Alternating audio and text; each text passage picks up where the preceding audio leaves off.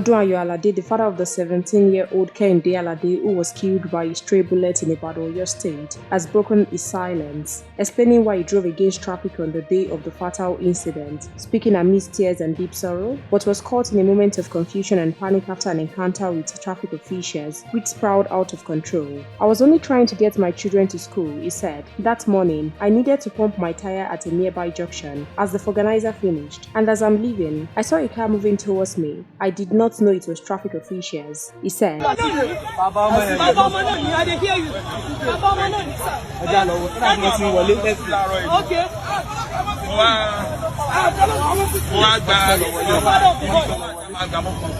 We're going to school this morning, and there is a one way very close to where we are going to turn. So they tried to stop us, and they tried to maneuver there. The first time, the second time they hit the car.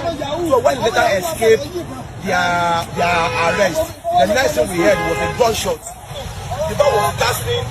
They were trying to stop him, and he did not stop. It was this Horseman and all that. But who shot the gun? The police. We didn't know that there was police with them. Because the Horseman don't use gun. They don't use gun. We don't know.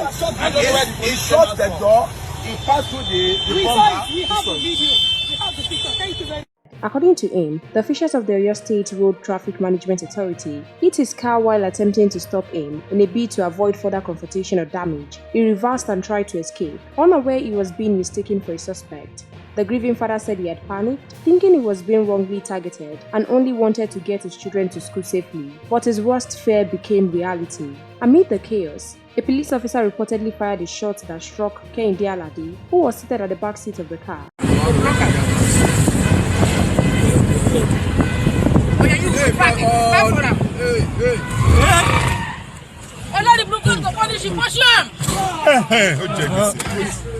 Good. Come on, fellow.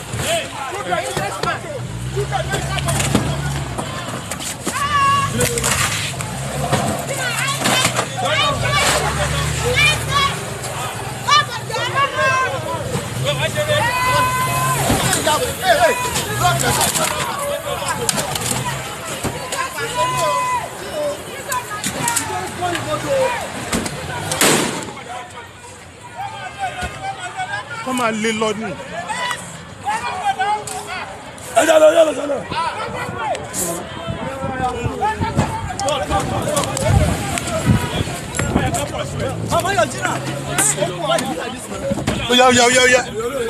Olelo. Wait.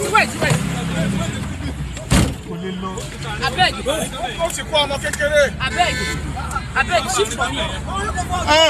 Kò yẹ kó lọ ńbẹ̀ yẹn rárá. Patron wo tẹ̀lé. Patron wo tẹ̀lé. Wọn ló máa kú sí.